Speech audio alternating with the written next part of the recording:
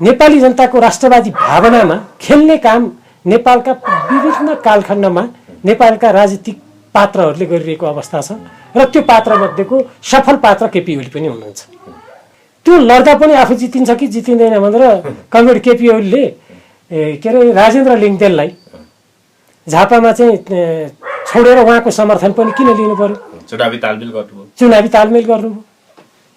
आखिर सर्वाधिक लोकप्रिय मान्छेले आफ्नै पार्टीको अर्को कोही उम्मेदवार उठाएर पनि त उहाँलाई नि त जिताएर चाहिँ, किनभने त्यत्रो चाहिँ सर्वाधिक लोकप्रिय नेताले अर्को आफ्नै पार्टीको एउटा नेता एउटा कार्यकर्तालाई उम्मेदवार बनाएर जिताएर ल्याउन सक्नु पर्थ्यो नि।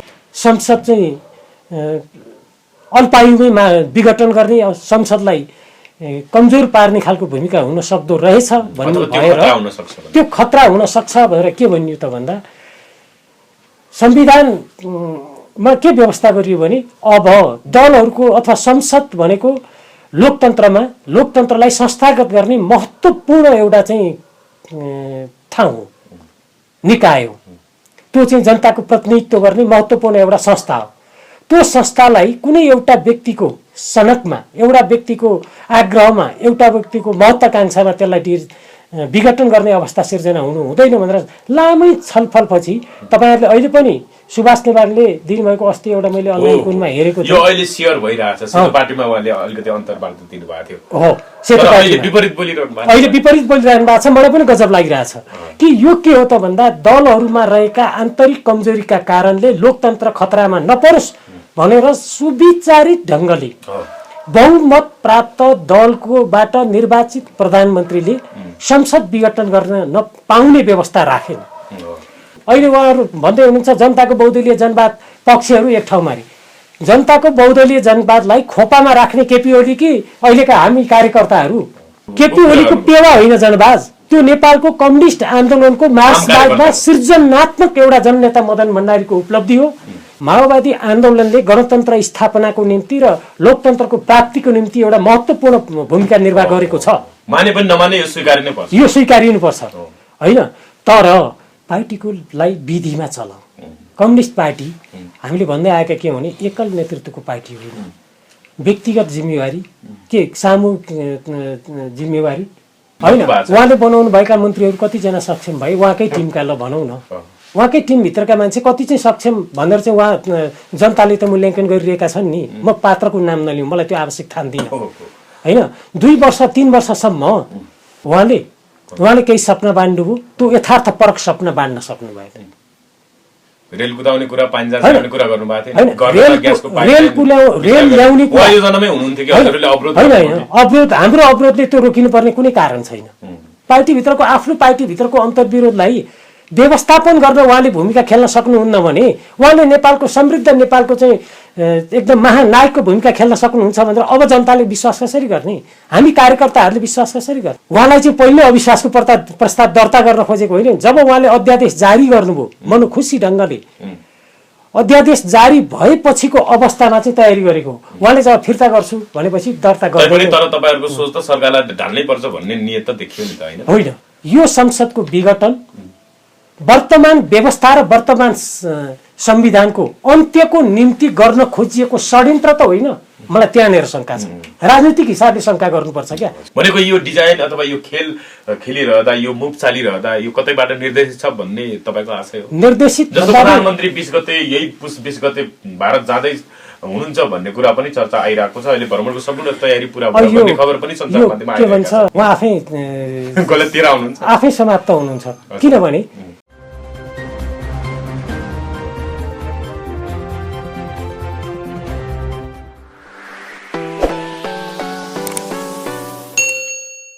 दर्शकबिन स्वागत छ नयाँ शैली.com सहित सम्पूर्ण मिडियामा। म जनक थापा मगरको तर्फबाट आज हामी एकजना अतिथिसँग जोडिएका छौं जो पूर्व नेकपा एमालेको जिल्ला पार्टी सचिवको भूमिका पनि खेलिसक्नु भएको छ र त्यस्तै गरी 2070 सालको संविधान सभाको सदस्य पनि हुनुहुन्छ। खास गरी आज हामी पछिल्लो समय विकसित राजनीतिक घटनाक्रम जसरी प्रधानमन्त्रीले अकस्मात संसद विघटन गर्ने प्रस्ताव ल्याइसके पछाडि र त्यसलाई राष्ट्रपति विद्यादेवी भण्डारीले पनि स्वीकृत गरिसकेको अवस्थामा अहिले नेकपा दुई चिरामा विभाजन भएको स्थिति हो। औपचारिक घोषणा भएको छैन भलै, तर एउटा छुट्टा-छुट्टी समूहको रूपमा अहिले विकास भइसकेको अवस्थामा हामीसँग हुनुहुन्छ विदुर सापकोटा जो प्रचण्ड माधव विचार समूहका नेता कार्यकर्ता पनि हुनुहुन्छ। यो विषयलाई चाहिँ उहाँले कसरी लिनुभएको छ, आगामी उहाँहरूको समूहको कार्यक्रम के कस्तो ढङ्गले अगाडि बढ्छ, यिनी विषयमा केन्द्रित रहेर म कुराकानी गर्छु। सुरुमा विदुर सरलाई स्वागत गर्न चाहन्छु। हजुर, धन्यवाद। पछिल्लो समय जसरी विकास भइरहेको छ राजनीतिक घटनाक्रम, यसलाई हजुरले नजिकबाट निहालिरहनु भएको छ। हजुर, यो स्थिति आउला भन्ने यो परिकल्पना थियो त आजको दिनको? आजको यो दिनको परिकल्पना छँदै थिएन। हजुर, हामीले 2054 सालमा पनि हजुर, तत्कालीन नेकपा एमाले विभाजित भयो हजुर, र पार्टी एकीकरण भयो पछि, र त्यसपछिको दिनमा पार्टी फेरि विभाजन हुन्छ, पार्टी यस्तो अवस्थामा आइपुग्छ भन्ने अलिकति पनि कल्पना नगरिएको अहिलेको राजनीतिक घटना हो र यो मैले कल्पना गरेको सम्भव पनि थिएन। हजुर, भनेपछि अनि यो स्थिति आउनुमा चाहिँ अब दुवै पक्षले एकअर्कालाई दोषारोपण गरिरहेछन् होइन? जस्तो सत्ता पक्ष, जस्तो प्रधानमन्त्री केपी शर्मा ओलीले भर्खरै केही दिन अगाडि मात्रै राष्ट्रको नाममा सम्बोधन पनि गर्नुभयो र तपाईँहरूको समूहले चाहिँ कामै गर्न दिएन। अब भनौँ न सत्ता पक्ष र प्रतिपक्षले सरकारको कडा आलोचना गर्छ, तर आफ्नै दलभित्रबाट चाहिँ प्रमुख प्रतिपक्ष भन्दा बढी आलोचना हुन थाल्यो, काम गर्ने दिएन, हातखुट्टा बाँधेर राखियो, समर्थनै गरेन, साथै दिएन भन्ने कुरा प्रधानमन्त्रीले गर्नुभएको छ। त्यस्तै स्थितिले गर्दा यो वादवादक परिस्थिति प्रधानमन्त्रीलाई आएको हो त अथवा के हो त? यो विषयसँग मेरो सहमति छैन। हजुर, संसदमा रहेको प्रमुख प्रतिपक्ष कमजोर भएर उसले विरोध गर्न सकेन, आफैमा ऊ समस्यामा छ र नेपाली जनताको प्रतिनिधिमूलक ढङ्गले उसले सरकारलाई प्रतिपक्षको भूमिकामा निर्वाह गर्न सकेन। तर आफ्नै पार्टीले प्रतिपक्षको भन्दा पनि बढी प्रतिपक्षी भूमिका निर्वाह गर्यो भनेर प्रधानमन्त्रीज्यूले जुन आरोप लगाउनु भयो हाम्रो पार्टीको नेताले, म यो कुरासँग सहमत हुन सक्दिनँ। किन सक्दिनँ भने यो अहिलेको पछिल्लो संविधान बनेपछिको पहिलो निर्वाचित, त्यो पनि अत्यधिक बहुमतको, झन्नै 2/3 बहुमतको सरकार, यो सरकारको नेतृत्व पार्टीको अध्यक्ष केपी ओलीलाई संसदीय दलको नेताको रूपमा सर्वसम्मत ढङ्गले साबिकको अवस्था भन्नुपर्दा तत्कालीन माओवादी केन्द्र र एमाले निर्वाचनमा तालमेल गरेर उठेको हो। दुवै पार्टी त्यति बेला दुईटै पार्टीको रूपमा रहिरहेको अवस्थामा पनि संयुक्त संसदीय दलको बैठक बसेर साझा दलको चाहिँ नेताको रूपमा उहाँलाई चुन्यो, सर्वसम्मत चुन्यो र प्रधानमन्त्रीको निम्ति प्रस्ताव गर्यो र उहाँले प्रधानमन्त्री पाउनुभयो। तर प्रधानमन्त्री अहिले भन्नुहुन्छ कि मेरै नामले गर्दा नेपाली जनताले मत दिएका हुन्, चुनावमा तपाईँहरू चाहिँ पराजित हुने स्थितिले चुनावमा आउन डराउनु भयो भन्ने हिसाबले पनि भनिरहनु भएको छ। के भन्नुहुन्छ? प्रधानमन्त्री एकदमै लोकप्रिय भनेर आफैलाई दाबी गर्नुहुन्छ, त्यो स्थिति हो कि के हो?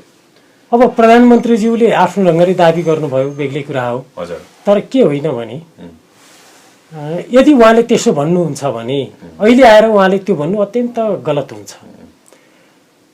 त्योभन्दा अघिल्लो निर्वाचन चाहिँ स्थानीय तहको निर्वाचन भएको थियो। तत्कालीन नेकपा एमाले स्थानीय तहमा बहुमतमा निर्वाचित भएको थियो। यदि उहाँले त्यसै भन्नुहुन्छ, उहाँ एकदम सर्वाधिक लोकप्रिय हुने दाबी गरिरहँदा उहाँले आम निर्वाचनमा कार्यगत एकताको प्रस्ताव लिएर कार्यगत एकतामा जानको निम्ति उहाँ किन तयार हुनुभयो?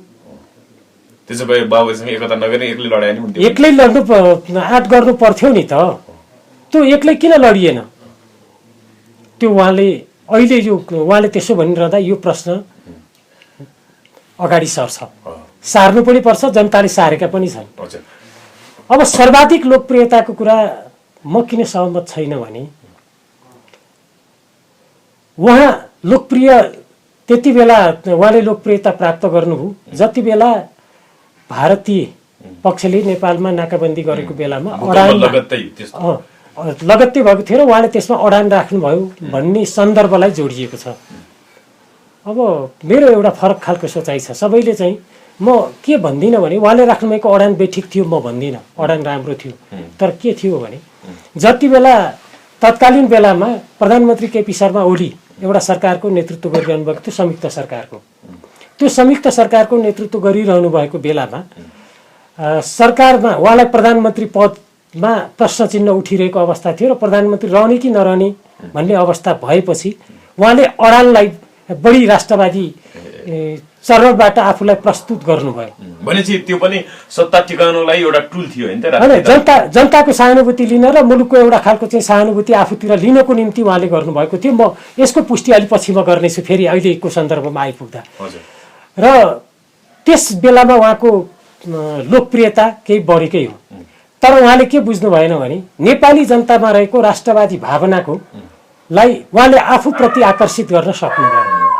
नेपाली जनता त्यति बेला मात्र होइन, मरिचमान सिंह प्रधानमन्त्री भएको बेलामा पनि भारतले नाकाबन्दी गरिरहेको बेला नेपाली जनताले मरिचमान सिंहलाई नै साथ दिएका थिए। मरिचमान सिंहको हाई हाई भएको थियो। यसको मतलब मरिचमान सिंह राष्ट्रवादी मात्रै भएर हो, त्यसपछि पञ्चायत चाहिँ राष्ट्रवादी थियो भनेर अहिले पनि पञ्चायतको पक्ष लिए भएन र। त्यसैले नेपाली जनता सदा सर्वदा राष्ट्रवादी छन्। नेपाली जनताको राष्ट्रवादी भावनामा खेल्ने काम नेपालका विभिन्न कालखण्डमा नेपालका राजनीतिक पात्रहरूले गरिरहेको अवस्था छ र त्यो पात्रमध्येको सफल पात्र केपी ओली पनि हुनुहुन्छ। अब त्यस अर्थमा केपी ओलीले सर्वाधिक लोकप्रिय भनेर जुन ढङ्गले कुराहरू अहिले आइरहेको छ, तपाईँ दुईवटा पार्टीको बिचमा कार्यगत एकता गरेर दुईवटा कम्युनिस्ट पार्टीको बिचमा निर्वाचनको कार्यगत एकता गरेर निर्वाचन लडियो। त्यो लड्दा पनि आफू जितिन्छ कि जितिँदैन भनेर कमरेड केपी ओलीले के अरे राजेन्द्र लिङ्गदेललाई झापामा चाहिँ छोडेर उहाँको समर्थन पनि किन लिनु पर्यो? चुनावी तालमेल गर्नुभयो। आखिर सर्वाधिक लोकप्रिय मान्छेले आफ्नै पार्टीको अर्को कोही उम्मेदवार उठाएर पनि त उहाँलाई त जिताएर चाहिँ, किनभने त्यत्रो चाहिँ सर्वाधिक लोकप्रिय नेताले अर्को आफ्नै पार्टीको एउटा नेता एउटा कार्यकर्तालाई उम्मेदवार बनाएर जिताएर ल्याउन सक्नु पर्थ्यो नि, ल्याउनु हुन्थ्यो नि त। हजुर, ठिकै छ विदुर सर। अब यो प्रसङ्ग आइहाल्यो। अब जस्तो प्रधानमन्त्रीको कदमलाई असंवैधानिक भनिरहँदा, तपाईँहरूको समयले असंवैधानिक भनिरहँदा कसरी यो असंवैधानिक हुन्छ भन्ने चाहिँ यहाँलाई लाग्छ?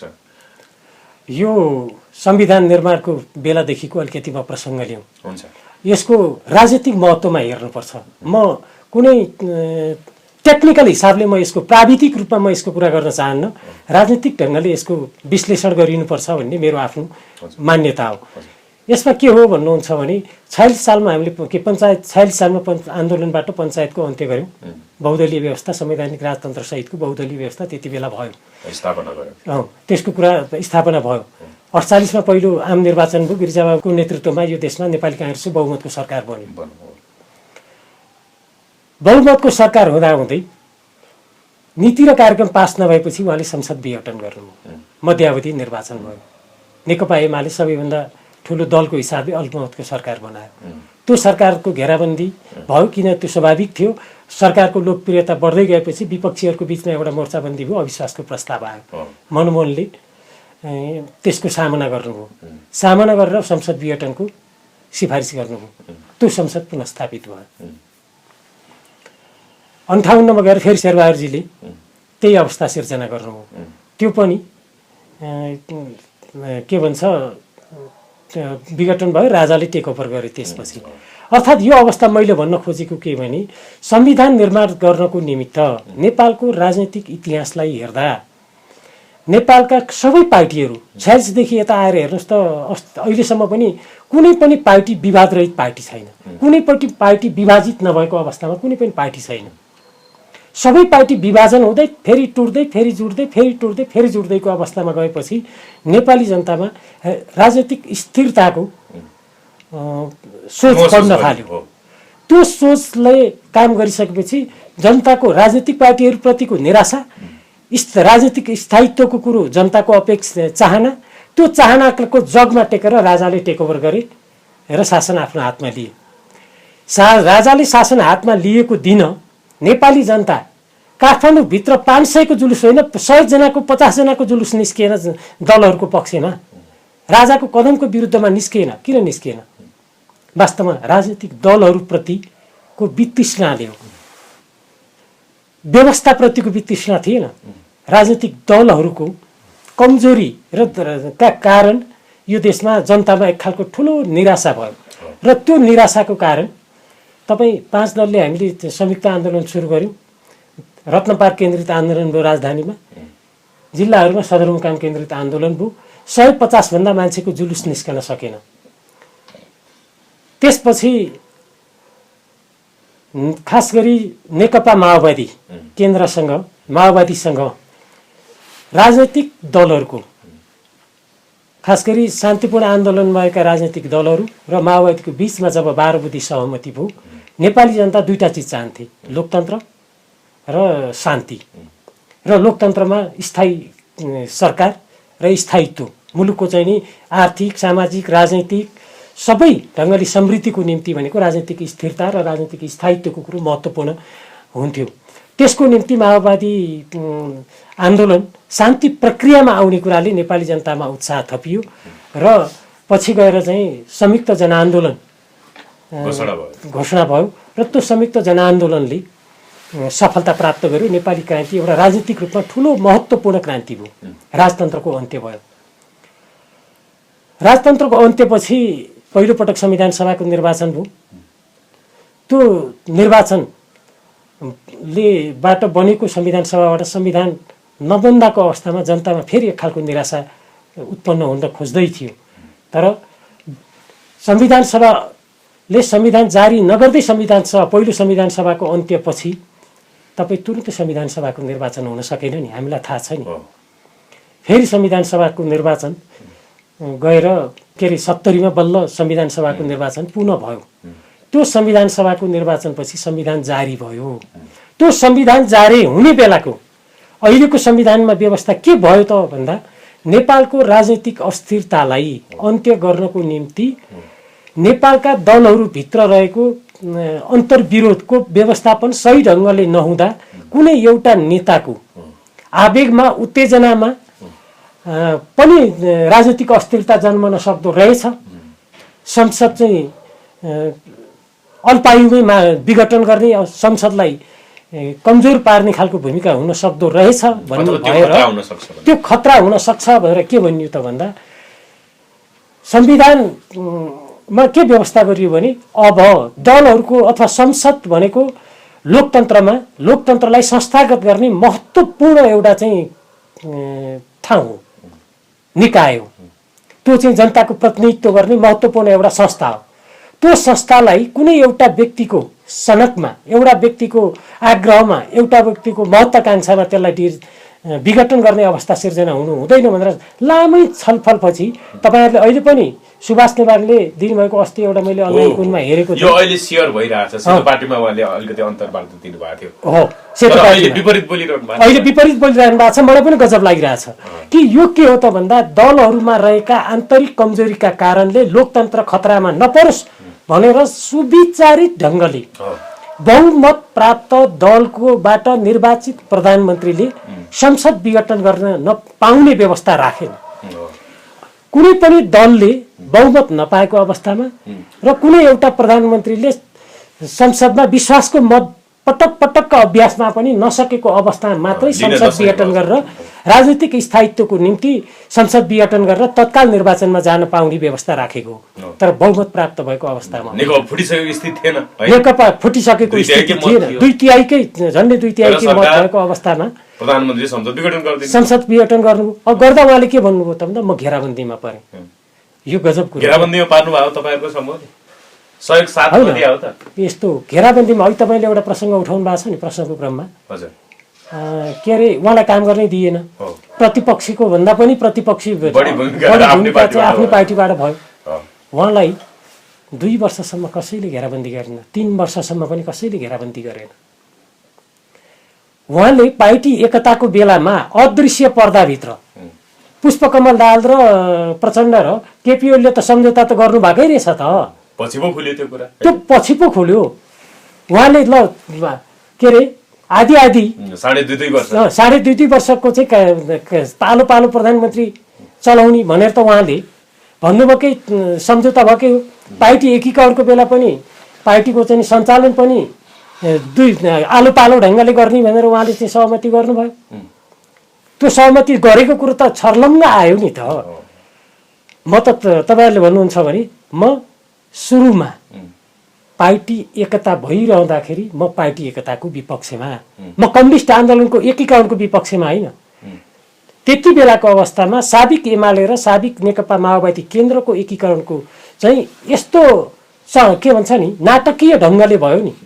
अकस्मात थिएन। मैले त्यो एकता भएर भनेर समाचार पढेपछि जेठ 3 गते पार्टी एकीकरण भएको दिन मलाई एकजना नेताले फोन गर्नुभयो, आज त एकताको घोषणा हुँदैछ, तपाईँ आउनुहुन्न भन्नुभयो। मैले के भने यो अप्राकृतिक र अप्रत्याशित भएको एकता प्रति मलाई विश्वास छैन। म यस्तो गलत कुराको साक्षी किनारामा बस्न राष्ट्रिय सभागृह आइन। तपाईँ जानु भएन? म गइन।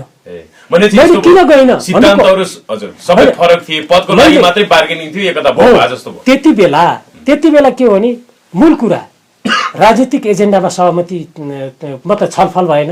पार्टीको सैद्धान्तिक कार्यदिशाको बारेमा कुनै प्रष्ट छलफल भएन। पार्टीभित्र न साबिक एमाले भित्र त्यसको छलफल भयो भनेपछि दुई नेताको बीचमा सहमति भयो। अहिले उहाँहरू भन्दै हुनुहुन्छ जनताको बहुदलीय जनवाद पक्षहरू एक ठाउँमा रे। जनताको बहुदलीय जनवादलाई खोपामा राख्ने केपी ओली कि अहिलेका हामी कार्यकर्ताहरू जनताको बहुदलीय जनवादको बारेमा हुनु पर्थ्यो। मैले त भन्थेँ, अझ भनेको थिएँ, माओवादी आन्दोलनले गणतन्त्र स्थापनाको निम्ति र लोकतन्त्रको प्राप्तिको निम्ति एउटा महत्त्वपूर्ण भूमिका निर्वाह गरेको छ। माने पनि नमाने यो स्वीकारिनुपर्छ होइन।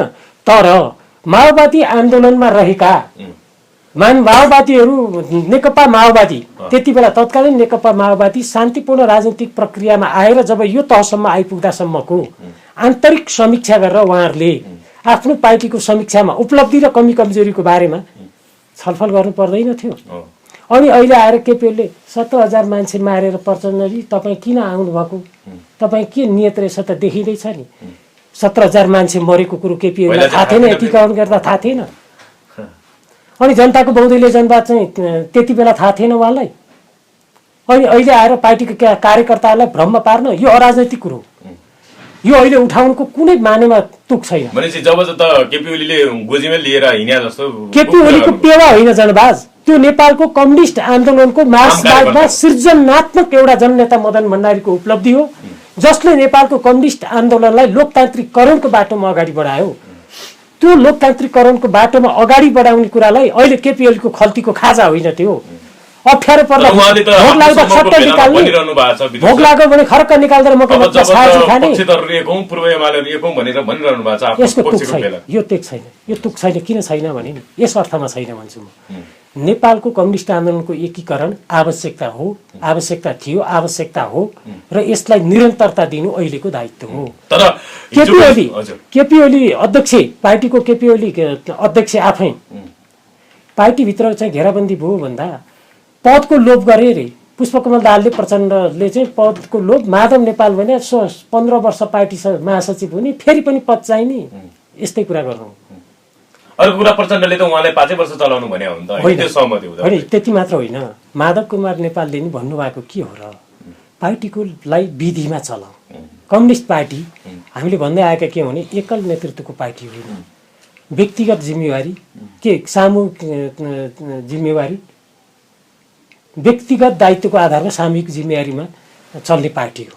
प्रधानमन्त्रीले के पनि भन्नुभएको छ भने खालि आफ्ना मान्छेहरू ल्याउन खोजे, त्यो गर्दा मन्त्रीमण्डल पनि राम्रो हुन सक्छ, सक्षम मन्त्रीहरू मैले उहाँले आफ्ना मान्छे पाइएन भन्ने भन्नुभएको छ। उहाँले बनाउनु भएका मन्त्रीहरू कतिजना सक्षम भए, उहाँकै टिमका, ल भनौँ न, उहाँकै टिमभित्रका मान्छे कति चाहिँ सक्षम भनेर चाहिँ उहाँ जनताले त मूल्याङ्कन गरिरहेका छन् नि। म पात्रको नाम नलिउँ, मलाई त्यो आवश्यक ठान्दिनँ होइन।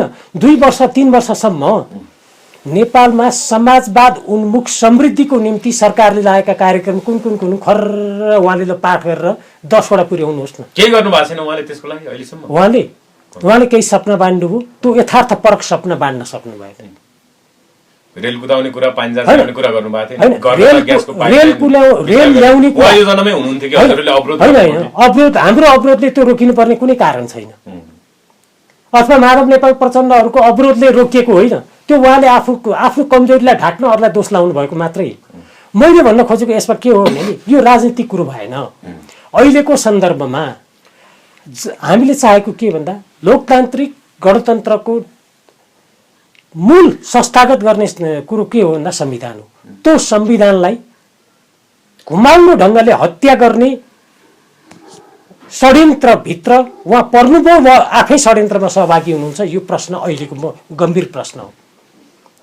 यो केवल केपी ओलीले नसोचिकन आफूलाई घेराबन्दीमा गरेको भन्ने अर्थमा मात्र होइन। उहाँ आफै अध्यक्ष होइन, पार्टीभित्रको आफ्नो पार्टीभित्रको अन्तर्विरोधलाई व्यवस्थापन गर्न उहाँले भूमिका खेल्न सक्नुहुन्न भने उहाँले नेपालको समृद्ध नेपालको चाहिँ एकदम महानायकको भूमिका खेल्न सक्नुहुन्छ भनेर अब जनताले विश्वास कसरी गर्ने, हामी कार्यकर्ताहरूले विश्वास कसरी गर्ने? यही भनिरहँदा नि प्रधानमन्त्री त भन्नुभएको छ मैले अब राम्रोसँग विकास निर्माण कामहरू राष्ट्रिय दशामा त्यति राम्रो अडान लिइरहँदा आफ्नै पार्टीका मान्छेहरूले चाहिँ सरकार डाल्न खोजे, अविश्वास प्रस्ताव तयार भएको थियो, त्यही भएर यो परिस्थिति आयो पनि भन्नुभएको छ। अब तपाईँलाई एउटा श्रृङ्खला बताइदिउँ। हजुर, उहाँले जे भनिरहनु भएको छ नि, यो प्राविधिक कुरा गरेर उहाँले गर्नुभएको छ। मैले भने उहाँलाई भदौ 26 गतेको स्थायी कमिटीको बैठकले 5 वर्ष प्रधानमन्त्री तपाईँले सरकार चलाउनुहोस् तर पार्टीसँग सल्लाह गरेर भनेको होइन र। व्यक्ति को नियुक्ति गर्न प्रस्ताव गर्नुभयो भन्ने कुराको केही महत्त्व भएन।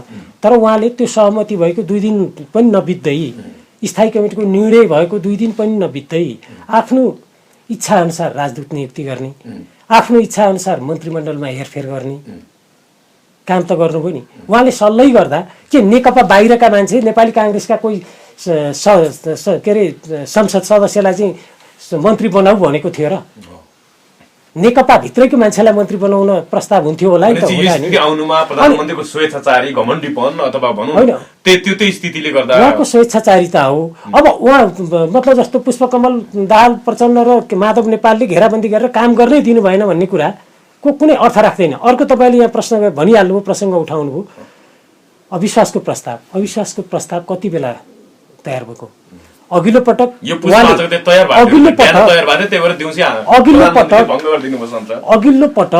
उहाँले के भन्नुभयो भने अघिल्लो पटक पनि अध्यादेश ल्याउनुभयो, 2 दिन नटिकन फिर्ता गर्नुभयो। भन्दा पार्टीभित्र उहाँले के भन्नुभयो भन्दा होइन यो मधेसवादी दलहरू अलिअलि त्यहाँबाट चाहिँ तिनीहरूलाई कमजोर पार्नै पर्थ्यो फुटाउन भन्ने ढङ्गले त्यसलाई तर्क भन्दिनँ कुतर्क दिनुभयो। आखिर अहिले आएर के पुष्टि भयो भने त्यति बेला पार्टीभित्र र संसदमा आफ्नो बहुमत नपुग्ने खालको कुरा देखेर उहाँले समेत त्यति बेलादेखि नै योजना बनाएर पार्टी फुटाउन लाग्नु भएको रहेछ भन्ने कुरा त अहिले तथ्यले पुष्टि गर्यो नि त। त्यसैले प्रसङ्ग कहाँ के हो भने यो घेराबन्दीको कारणले होइन। तपाईँ जति बेला उहाँले अस्तिको केही दिन पार्टी विभाजन गर्नुभन्दा अघिल्लो दिनसम्म पनि जारी भएको अध्यादेशलाई फिर्ता गर्ने, अविश्वासको प्रस्तावमा निम्ति सही गरेर ठिक पारेको दर्ता गरेको होइन। यदि उहाँले फिर्ता गर्नु भएन त्यो भने चाहिँ अविश्वासको प्रस्ताव पनि राख्ने भनेर सही गरे हो। त्यस्तो हो नि त। उहाँलाई चाहिँ पहिले अविश्वासको प्रस्ताव दर्ता गर्न खोजेको होइन। जब उहाँले अध्यादेश जारी गर्नुभयो मनोखुसी ढङ्गले, अध्यादेश जारी भएपछिको अवस्थामा चाहिँ तयारी गरेको। उहाँले जब फिर्ता गर्छु भनेपछि दर्ता गर्दैन। तर तपाईहरुको सोच त सरकारलाई ढाल्नै पर्छ भन्ने नियत त देखियो नि त हैन? होइन, ढाल्नु पर्छ हैन। उहाँले अटेरी गरेर त्यो अध्यादेश जारी गर्न खोजेको हो, गर्दाको अवस्थामा चाहिँ हो। फेरि यदि अध्यादेश फिर्ता हुँदाखेरि त त्यो फिर्ता गर्ने कुरो त छँदै थियो नि, त्यसमा कुनै समस्या थिएन। हो, त्यति भएपछि पार्टी एकतामा अब अलिकति सहजीकरण हुन थाल्यो है भन्ने कुरो त तपाईहरुको सञ्चार माध्यमहरुमा पनि सबैतिर आयो नि त।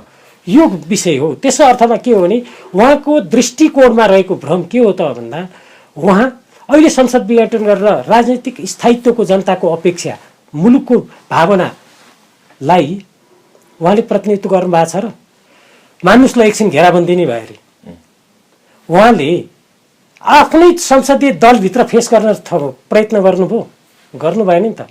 उहाँ दलको नेता, उहाँले दलको बैठक बोलाएर साथी हो यो हो नि त, के हो त भनेर छलफल गर्न चाहनु भएर संसद बैठक चाहिँ अवरुद्ध गरे आफ्नो मनोखुसी ढङ्गले संसद बैठक टुङ्ग्याउनु भयो हैन।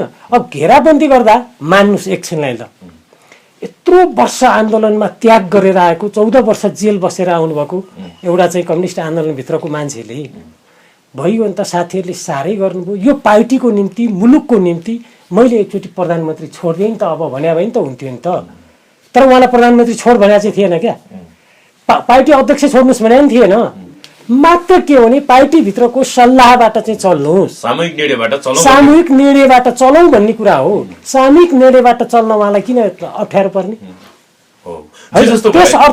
त्यस अर्थमा उहाँको के हो त भन्दा अहिले संसद विघटन गर्ने कुरो यदि म गल्ती छैन भने यो संसदको विघटन वर्तमान व्यवस्था र वर्तमान संविधानको अन्त्यको निम्ति गर्न खोजिएको षड्यन्त्र त होइन मलाई त्यहाँनिर शङ्का छ राजनीतिक हिसाबले शङ्का गर्नुपर्छ क्या व्यक्तिमा को शङ्का गर्नुको अर्थ छैन अहिले यति बेला चाहिँ अस्ति मैले त्यो भारतीय पूर्व राजदूतको चाहिँ एउटा पढिसकेपछि मलाई लाग्यो क्या यो मुलुकमा केपी ओलीले आफ्नो मात्रै ढङ्गले त्यो आवेगमा मात्रै अथवा चाहिँ पार्टीभित्रको घेराबन्दीले मात्रै संसद विघटन गर्नुभयो भन्ने कुरातर्फ मलाई थप शङ्का जन्मियो किनभने यो व्यवस्थामाथि नै छ अहिले यति बेला हाम्रो देशमा हाम्रो यो हामीले जारी गरेको जनताको प्रतिनिधिले हस्ताक्षर गरेको संविधानलाई असफल पार्ने एउटा ठुलो षड्यन्त्र हुँदैछ र त्यो षड्यन्त्रको पात्र चाहिँ कतै केपी ओली बन्नु भएको त होइन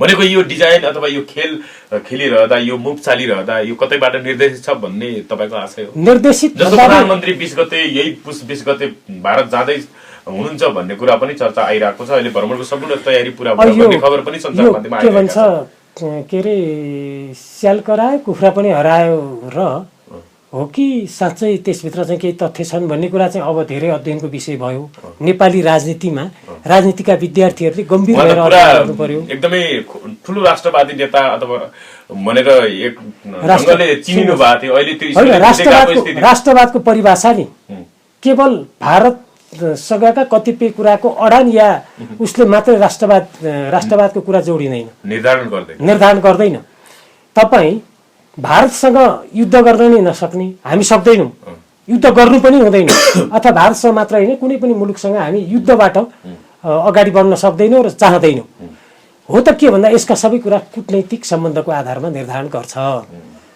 कूटनैतिक छलफलका कुराले गर्छ तपाईँ के भन्नुहुन्छ भारतसँग 1950 को सन्धि भारतसँग भयो होइन के भन्छ यो इस्ट इन्डिया कम्पनी सरकारसँग भएको सम्झौता हो त्यसपछि त्यहाँबाट कुरा उठान सुरु गरौँ नि त राष्ट्रवादको नक्सा जारी गर्ने एकदम राम्रो काम गर्नुभयो भन्ने चर्चा छ हजुर नक्सा जारी गर्नु भूमि त फेरि त आएन हैन नक्सा जारी गर्ने कामलाई धन्यवाद दिउँ तर त्यो उहाँको मात्रै आत्मविश्वासले गर्न सक्नु भएको होइन उहाँको मात्रै योगदान होइन त्यसो भए उहाँको मात्रै योगदान होइन पहिलो कुरो नेपाली जनताको योगदान हो किनभने नेपाली जनता आफ्नो 1 इन्च पनि भूमि गुमेको हेर्न चाहँदैनन् किनभने नेपाली जनताले कहिले शिर झुकाएका छैनन् अन्तर्राष्ट्रिय विदेशीहरूको सामु विदेशी शक्तिहरूको सामु नेपालप्रति दुराशयपूर्ण दृष्टिकोण राख्नेहरूसँग नेपाली जनताले अहिलेसम्म शिर झुकाएको इतिहास छैन त्यो नेपाली जनताको बल हो यो र नेपाली जनताको साझा प्रयत्नले उहाँलाई बाध्यकारी बनाउने थियो बनायो उहाँ तयार हुनुभयो त्यसको लागि उहाँलाई धन्यवाद दिउँ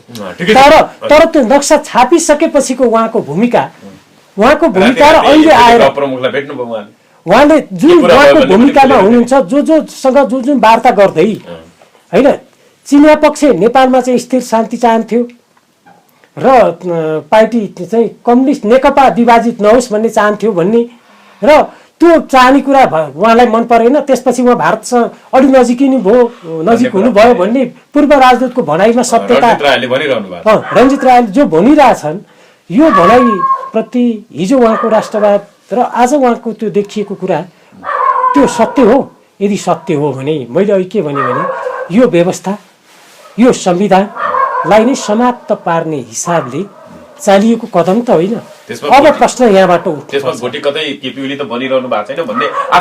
आशंका हुन्छ अब मलाई लाग्छ अब निर्वाचन साँच्चै हुन्छ त यदि यो पृष्ठभूमिबाट चाहिँ संसद विघटन भएको छ भने त्यो प्रसङ्ग आउँछ जस्तो अब यो भनिरहँदा यो असंवैधानिक भनिरहँदा कथम कता चाहिँ यो पनि हल्ला छ कि बजारमा प्रधानमन्त्री केपी शर्मा ओली यति चतुर नेता हुनुहुन्छ कि उहाँ अर्जुन दृष्टि लिएर पछाडि त्यसका कदमहरू के हुन्छन् त्यसका परिणामहरू के आउन सक्छन् भनेर पूर्व तयारीमा हुनुहुन्छ र चोलेन्द्र शमशेर जबराले पनि यो कदमलाई जो प्रधान न्यायाधीश हुनुहुन्छ सर्वोच्च अदालतको यसलाई सदर गर्नुहुन्छ र निर्वाचन आयोगले पनि उहाँकै पार्टीलाई अथवा ओली समूहलाई नै वैधानिक दिन्छ र हामी निर्वाचनमा देश जान्छ भन्ने हिसाबले पनि तर्क आइरहेछ। के भन्नुहुन्छ यो?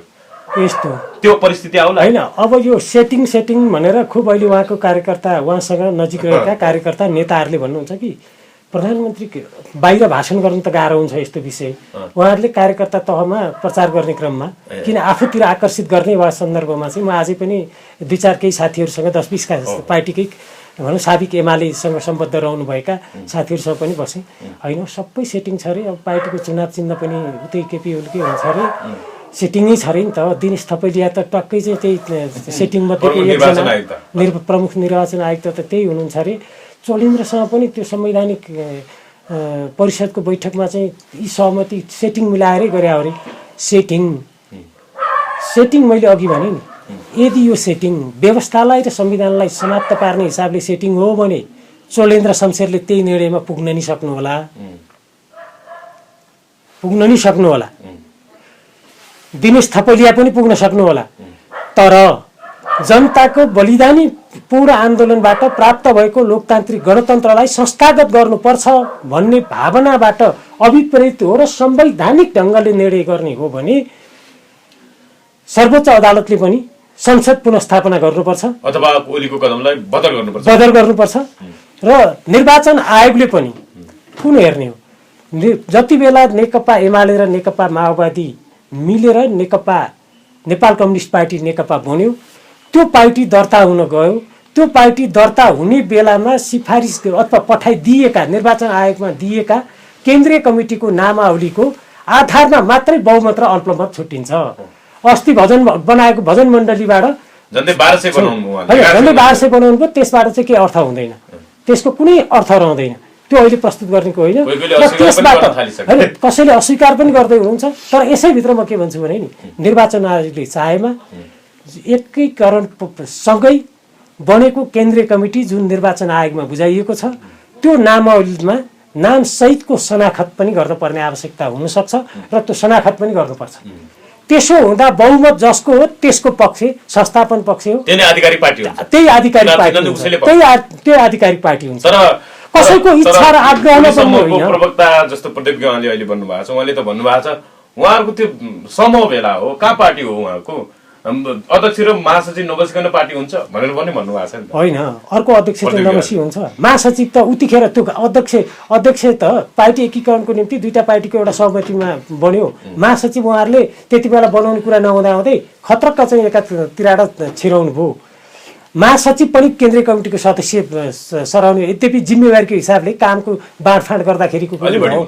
तर खास गरी भने केन्द्रीय कमिटी त समग्र केन्द्रीय कमिटी 441 को केन्द्रीय कमिटी हो जुन बुझाइएको छ। त्यसभित्रको अल्पमत र बहुमत भएन, त्यहाँ त 1/3 र 2/3 भन्दा बढीको स्थिति छ। झन्डै 70% भन्दा माथि, झन्डै 70% भन्दा बढी उपस्थिति चाहिँ के अरे प्रचण्ड माधव समूहमा देखिएको छ। त्यसैले अब यो प्राविधिक ढङ्गले त्यो निर्णयपछि पार्टी दुईटा भन्ने कुरा त होला, तर राजनीतिक रूपले पार्टी दुईटा भइसक्यो, त्यसमा कुनै दुविधा रहेन। अब अहिलेको कुरो के हो त भन्दा लोकतन्त्र वर्तमान संविधानको रक्षा पहिलो आवश्यकता हो। लोकतान्त्रिक गणतन्त्रको निम्ति संसदको पुनर्स्थापना, किनभने निर्वाचित संस्थाको विघटनले लोकतन्त्र बलियो भएन, राजनीतिक स्थायित्वको कुरो भएन, जनताले सोचेको समृद्धिको कुरा भएन। त्यस अर्थमा यो छ जनताको जनप्रतिनिधिले बनाएको संविधान जुन एउटा संविधान सभाबाट नसकेर दोस्रो संविधान सभाको निर्वाचन गरेरै जारी गरेको यो लोकतान्त्रिक गणतन्त्रात्मक संविधान, यो संविधानलाई को मान मर्दन या गर्दन छिनाउन सर्वोच्च अदालतले नि सक्दैन। किनभने सर्वोच्च अदालत त्यो जसरी बजारमा हल्ला छ त्यस्तै भयो। सर्वोच्च अदालतले पनि ओलीकै कदमलाई सदर गर्यो, निर्वाचन आयोगले पनि ओलीलाई दियो भने तपाईहरुको कदम के हुन्छ? देशभर आन्दोलन त गर्ने भन्नुभएको, जनता सडकमा साथ। म एउटा लोकतन्त्रमा विश्वास गर्ने, हजुर, म संवैधानिक कानुन संवैधानिक राज्यको पक्षमा रहेको एउटा मान्छे र म एउटा संविधानको निर्माणमा संलग्न भएको र हस्ताक्षरकर्ता मध्येको एकजना पनि भएको हुनाले म के गर्छु भने सर्वोच्च अदालतले संविधानको मर्म भावना र संविधानमा उल्लेख भएको धारालाई कुल्चिएर राजनीतिक निर्णय गर्न सक्दैन। सर्वोच्च अदालतको निर्णय राजनीतिक हुन सक्दैन। प्रधानमन्त्रीले संविधानमै नभएको कुरा भङ्ग गरिदिनु भने त्यताबाट भयो भने त भयो त के गर्ने त भन्ने कुरा पनि त कुरा होला। प्रधानमन्त्रीको विषय अलग विषय हो। प्रधानमन्त्री राजनीतिक आधारमा निर्णय गर्नुभयो। उहाँको राजनीतिक दृष्टिकोण राजनीतिक गलत दृष्टिकोण होला, त्यो दृष्टिकोण बेठिक होला, उहाँले त्यो राजनीतिक ढङ्गले गरेको निर्णय हो। तर सर्वोच्चले गर्ने निर्णय, निर्वाचन आयोगले गर्ने निर्णय भनेको निर्वाचन आयोगले कानुनमा टेकेर गर्नु पर्यो। सर्वोच्चले गर्दा संविधानको भावना मात्र होइन, संविधानको धारामा संविधानको व्यवस्था अनुसार निर्णय गर्नु पर्यो। कुन चाहिँ दफाले चाहिँ प्रधानमन्त्रीलाई बहुमत प्राप्त सरकारको प्रधानमन्त्रीले संसद विघटन गर्ने अधिकार दिएको छ संविधानमा। यो त हामी सबैले भनिरहेछौँ सर, यदि भयो भने तपाईहरुको रिएक्सन कस्तो हुन्छ, तपाईहरुको प्रतिक्रिया? यसलाई यसो भन्छु म, यसलाई हामी के भने त्यो कल्पना गर्नु भएको छैन तपाई? त्यो कल्पना म किन गर्न चाहन्न भने नेपालको सर्वोच्च अदालत, मैले यस अर्थमा भन्छु कि यो संविधान निर्माण गर्दा प्रत्यक्ष वा अप्रत्यक्ष यो संविधान निर्माणमा रहनुभएका साथ सहयोग गर्नुभएका संविधान विज्ञ, संविधानविद र कानुनविदहरूले कसैले पनि यो संवैधानिक कदम भनेर भन्न सक्नु भएको छैन। आग्रहको आधारमा एक दुई जना वकिलले भन्ने कुरालाई म त्यसको कुनै मान्य पार्टीले पनि भन्नुभयो, भक्तपुरको पार्टी नेपाल मजदुर किसान पार्टीले यो ओलीले चाहिँ अब खतरा देखा भएर यो गरे यो राम्रो छ भनेर भन्नुभएको छ। अब उहाँले किन भन्नुभयो म बुझ्दिनँ। उहाँले त्यो राजनीतिक दृष्टिकोणले उहाँमा केही आफ्नो चाहिँ कुण्ठाहरू होला नि, त्यस आधारमा भन्नुभयो कि यो मलाई थाहा छैन। कुराहरू केही सहमति भएको नि भन्ने कुरा नि होला। अब त्यो म धेरै त्यसमा जान्न चाहन्न, तर मैले जाने कुरो भनेको संविधान, लोकतन्त्र, नेपालमा राजनीतिक स्थायित्व, समाजवाद उन्मुख समृद्धि, यो तीनवटा विषयको कुरा संविधानमा उल्लेख भएको, त्यसलाई कुल्छ न त अदालतले सक्छ, न कुल्छ न केपी ओलीले अथवा प्रधानमन्त्रीले हुन्थ्यो। कदम कदाचित त्यो भयो भने तपाईहरुको समूह अथवा तपाईहरुको दल अब फरक दलै जस्तो भइसकेको छ। निर्वाचनमा जाने कि नजाने, मध्यावधि निर्वाचनमा म निर्वाचनै हुँदैन भन्छु। निर्वाचन नहुने निर्वाचनमा किन जान्छ? निर्वाचनै हुँदैन। हजुर, निर्वाचन हुँदैन। निर्वाचन हुने स्थिति आउँदैन हैन त? निर्वाचन हुने अवस्था, यदि त्यो अवस्था आयो भने देशमा निर्वाचन हुने अवस्था आउँदैन। मैले अघि नै भने यो संविधान र व्यवस्थामाथि नै खतराको घण्टी बजेको हुन्छ। त्यसको प्रतिरोध हुन्छ। त्यसको प्रतिरोध हुन्छ। हामी जनताको पक्षमा, नेपाली जनताको पक्षमा हामी नेपाली जनतालाई भन्छौँ, तपाईहरुको बलिदानबाट प्राप्त भएको यो देशको लोकतान्त्रिक गणतन्त्रात्मक संविधानलाई समाप्त पार्न खोजियो र जनताको अपेक्षा अनुसारको समृद्धिको समाजवाद उन्मुख संविधानलाई कमजोर पार्दै निहित स्वार्थको निम्ति संसद विघटन गर्ने काम भयो। त्यसैले यो खालको राजनीतिक चिन्तन, यो खालको राजनीतिक हरकत र यो खालको राजनीतिक प्रवृत्तिलाई परास्त गर्न जनताले साथ दिनुस् भनेर हामी जनताको बीचमा जान्छौँ। अब लगभग अन्त्यमा आइसकेका छौँ बुधिर सर। अब तपाईको आफ्नो क्षेत्रको कुरा पनि गरौँ। तपाईँ काभ्रेबाट हुनुहुन्छ होइन? त्यो हिसाबले हेर्दा काभ्रेमा चाहिँ के छ, तपाईँहरूको समूह अथवा ओली समूह के कस्तो माहौल बुझिरहनु भएको छ? कस्तो छ स्थिति? स्थानीय नेता कार्यकर्ताको पक्कै पनि यो पार्टी विभाजन भएको स्थितिमा खुसी त कोही पनि छैनन् होला, तैपनि आफ्नो लभिङ विचारधारा समूहहरू हुन्छन् होइन, कतातिर जान्ने मन के छ, कस्तो पाउनु भएको छ परिदृश्य? केही मान्छेहरू त खुसी छन्। किन खुसी छन् भने नि, जसलाई यसको राजनीतिक महत्त्व थाहा छैन, सत्ताको वरिपरिको रापतापबाट केही प्रत्यक्ष अप्रत्यक्ष लाभ पाएका मान्छेहरू खुसी छन्। किनभने पहिले मैले यसो पार्टीभित्र बहस विवाद हुँदाखेरि पनि लेखेको, सामाजिक सञ्जालमा लेखेको देखेका थिएँ, अपडेट भइरहेको छ। त्यसैले म के भन्छु भने अभद्र शब्द प्रयोग गरेर राजनीतिमा जित हुँदैन। कसैलाई के भन्छ त्यो एक खालको हाम्रो भाषामा भनिन्छ त्यो पाडे गाली गरेर केही अर्थ हुँदैन। तैपनि तपाईँ के विश्वस्त हुनुहुन्छ? तपाईको समूहमा बहुमत छ, नेपाली जनताले तपाईलाई साथ दिन्छ भन्ने विश्वास हुनुहुन्छ? मैले अहिले यो पार्टी जब विभाजनको सुरुवात भयो नि, कार्यकर्ताहरू रोएका छन्। कोही कार्यकर्ता साँच्चै कम्युनिस्ट पार्टीलाई माया गर्ने, कम्युनिस्ट आन्दोलनमा लोकतन्त्रको पक्षमा रहने, जनताको समृद्धिको पक्षमा रहने मान्छेहरूको मन रोएको छ र उहाँहरू भन्नुहुन्छ अब हामी फेरि के भनेर जनतासँग भोट माग्ने भनेर अत्यन्त मार्मिक ढङ्गले प्रस्तुत हुनुभएको छ। म लामो समयसम्म मेरो आफ्नो स्वास्थ्यको कारणले र अरू कारणले पनि म केही समय चाहिँ कार्यकर्तासँग नजिकको सम्बन्धमा रहेन।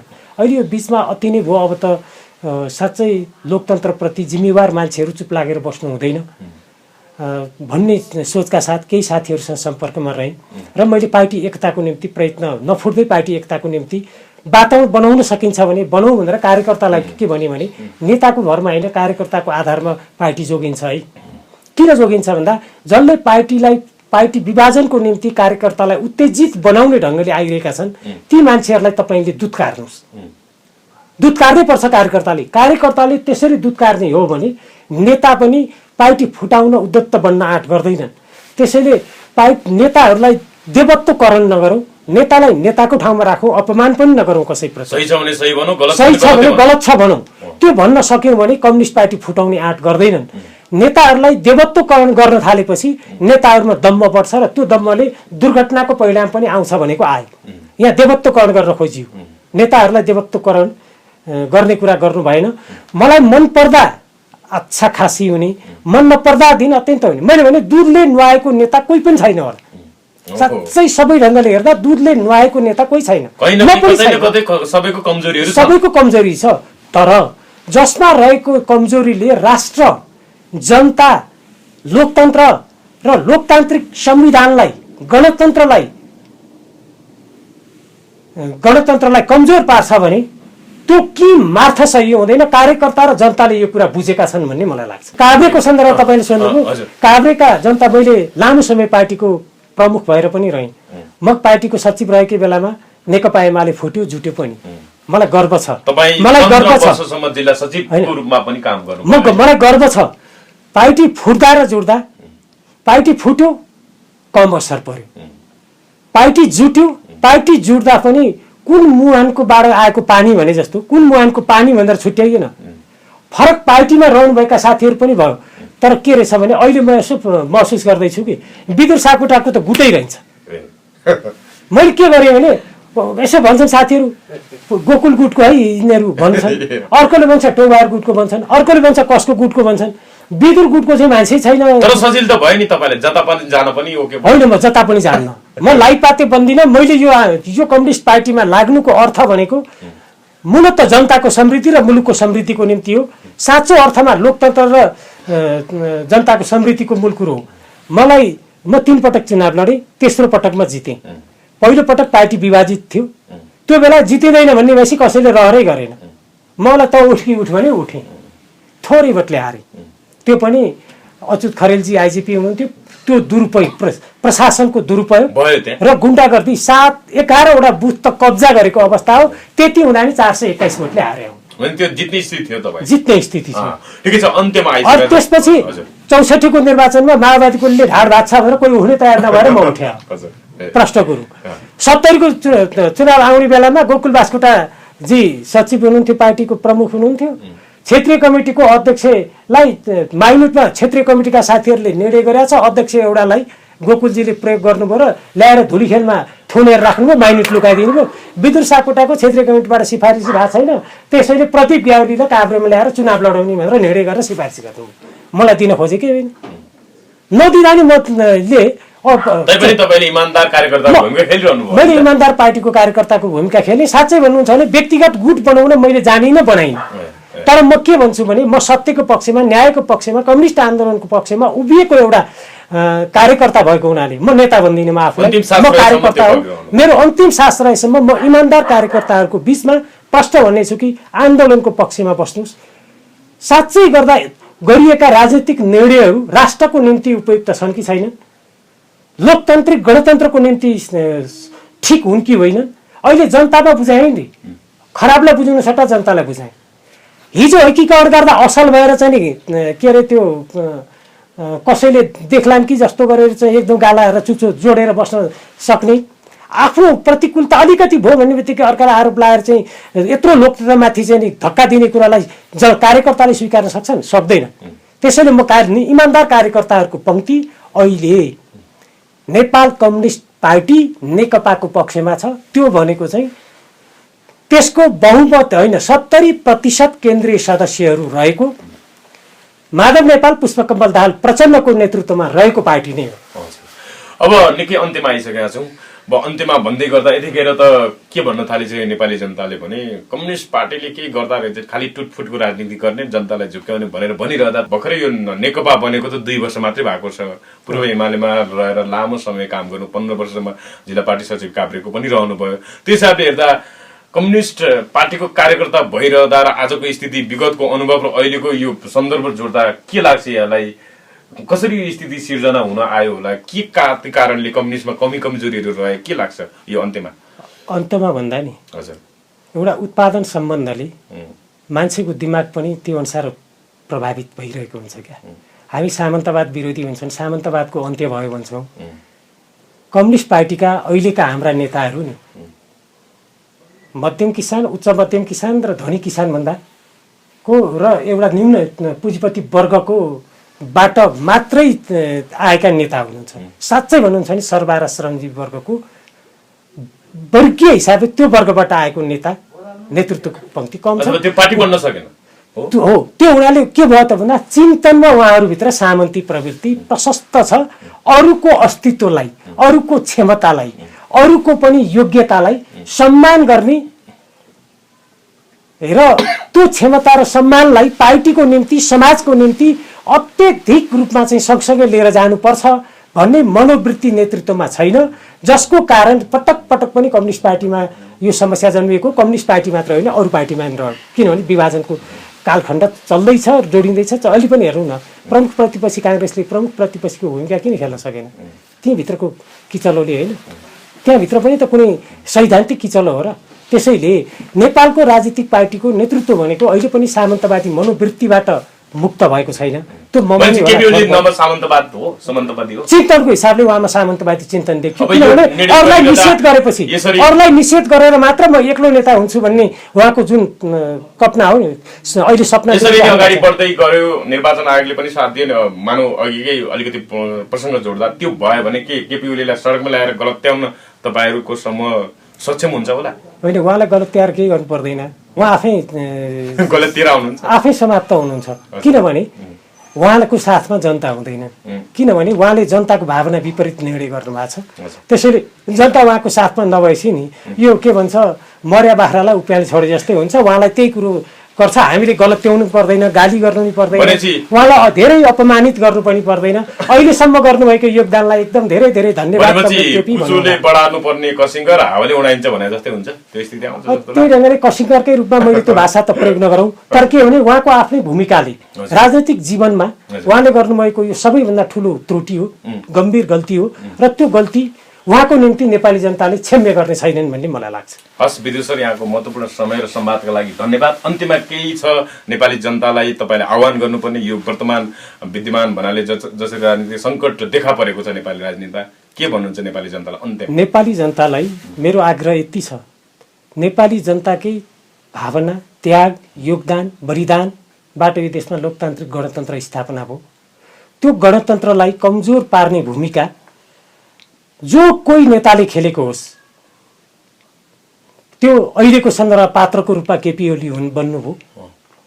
भोलि अरू कोही त्यस्तो नेता नजन्माउनको निम्ति, नजन्मियोस् भनेर सचेत बन्दै उहाँले चालेका कदमहरूलाई राजनैतिक रूपले प्रतिवाद गर्दै लोकतन्त्रलाई फेरि पनि लोकतन्त्र र लोकतान्त्रिक संविधानको जगेर्नाको निम्ति हामी सबै जनता सचेत बनौँ, सङ्गठित बनौँ र यसको प्रतिवाद गरौँ, राजनैतिक प्रतिवाद गरौँ भन्ने आग्रह गर्न चाहन्छु। मलाई लाग्छ जनताले त्यो साथ दिनुहुनेछ। हस्, धन्यवाद। हस्, धन्यवाद तपाईँहरूलाई।